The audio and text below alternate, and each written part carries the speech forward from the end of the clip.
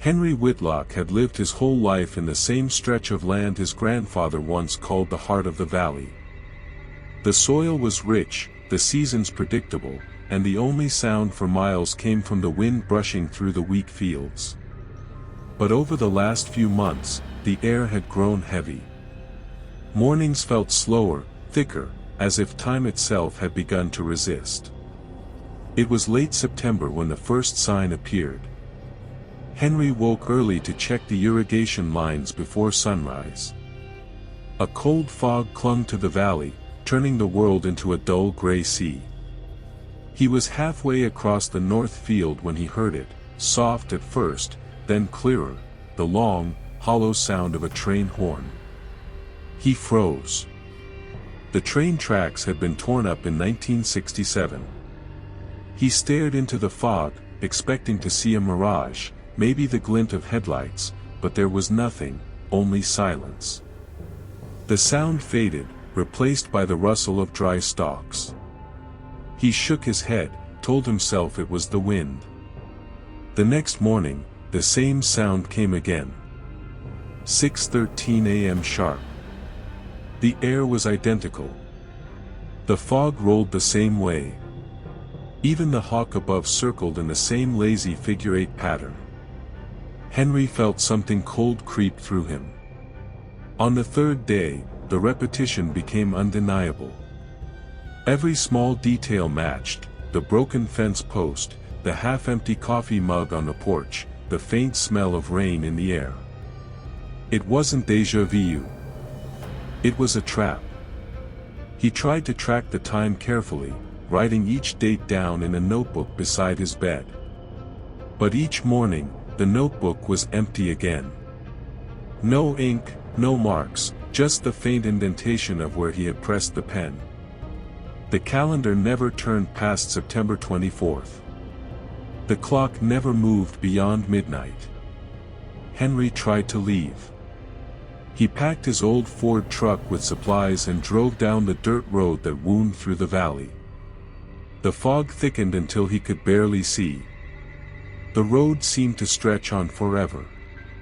He should have reached the highway in 15 minutes, but the odometer kept turning, and the same crooked tree appeared again and again. When he finally turned back, his farmhouse was waiting at the end of the road, as if it had never left. The next loops blurred together. He stopped marking the days, stopped trying to count. He began to notice small inconsistencies: a cup left in a different spot, the light bulb in the barn flickering out of rhythm. The cows in the field didn't move, they stood perfectly still, facing east. The birds didn't sing anymore. Henry tried the radio. Only static. The phone line hummed without a dial tone. Sometimes, faint voices crackled through the noise, low, drawn-out whispers that sounded like his own name. Then came the shadow. It wasn't a figure exactly, more like a shimmer, a disturbance in the air at the edge of the wheat. When Henry stared too long, the edges of the world began to flicker, like an old film reel burning in the projector. He chased it once. The moment he stepped into the fog, the world buckled. The ground felt soft, almost liquid, and the sky pulsed with light that had no source. He fell to his knees, and for a split second, he saw something impossible, an image of himself standing in the distance, watching. When he blinked, it was gone. His watch had stopped at 6:13. By the 20th or 30th repetition, if that number meant anything anymore, Henry stopped sleeping. He'd sit on his porch, listening to the clock tick even though it never changed. Once, he found a carving in the wood beside his chair. The words were crude, written with something sharp: "Don't follow the light." He didn't remember carving it. That night, the light appeared. Faint at first, deep in the wheat fields. It flickered like a lantern swaying in the wind. Henry's chest tightened. Every instinct told him to stay inside. But curiosity was stronger. He took a flashlight and walked toward it. The air grew colder, heavy with static. The wheat bent toward the light as though drawn to it. The glow pulsed brighter, and through the haze, he saw something that made his blood freeze. It was him. Another Henry, standing perfectly still among the stalks. Same flannel shirt, same muddy boots, same expression of confusion and dread. The other version didn't move. His eyes were wide, unblinking, fixed on Henry. Henry took a step forward, but the ground trembled. The air rippled like heat rising off asphalt. The light flared, swallowing everything around him in a white blur. Then silence. Henry woke in his bed. The same bed. The coffee pot clicked on in the kitchen. The same mug sat on the table. The clock read 6:12 a.m. Outside, the fog waited. The hawk traced its lazy pattern overhead. And at exactly 6:13, the train horn echoed again through the still morning air. The sound of the train lingered longer this time. It didn't fade as before. It grew louder, deeper, until the floorboards beneath Henry's feet began to vibrate. He ran outside, scanning the fog, but saw nothing beyond the rolling fields. Still, the air trembled with the passing of something enormous and unseen. When the sound finally died, Henry noticed something strange about the sky. It wasn't blue anymore but a pale silver, like the reflection of the moon during daylight. He looked toward the horizon, where the wheat met the hills, and saw movement, ripples of light traveling in slow waves, distorting everything they touched. He stepped off the porch and the world shifted slightly, as if he had stepped into a photograph that didn't quite match reality. The ground beneath his boots was soft, breathing almost, and the smell of wet earth had been replaced by something metallic and cold. He began to walk, counting his steps, trying to prove to himself that the world still followed logic. But the farmhouse behind him never shrank. No matter how far he went, it hovered there in the distance like an image pinned to the horizon. Halfway through the field, Henry found something that shouldn't have been there, the rusted front of a locomotive buried in the soil. It looked ancient, its iron skin mottled with rust, its windows black and opaque. He reached out to touch it, but when his fingers brushed the metal, it hummed softly, vibrating with a rhythm that seemed too precise to be natural. And then he heard whispers. Dozens of them, overlapping, murmuring through the air like wind through reeds. He couldn't make out the words, but he recognized his own voice among them. "Help me." The sound made his heart seize. He stepped back, stumbled, and fell into the dirt. The fog rolled again, thicker this time, swallowing the locomotive whole. When it cleared, the machine was gone, and the field stretched endless once more.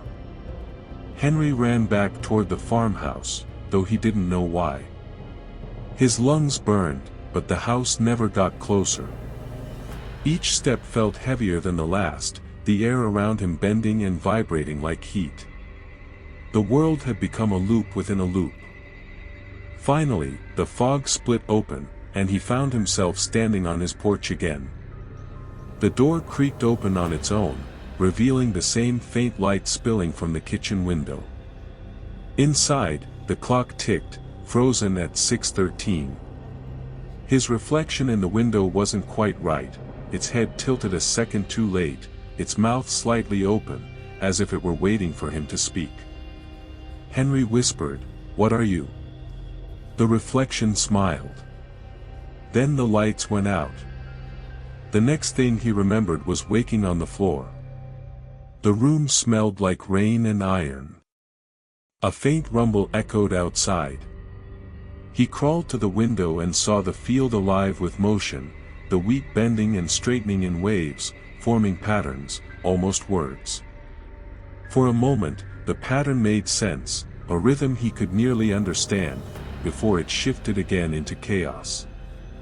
He pressed his hand against the glass and felt it pulse, warm and alive.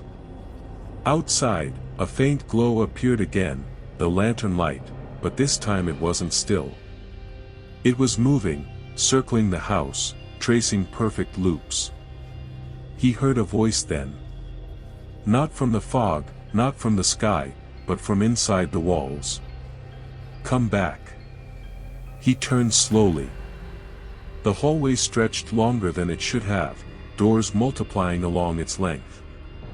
Each door was slightly ajar, revealing slivers of the same room repeated endlessly, a kitchen, a table, a clock frozen at 6:13.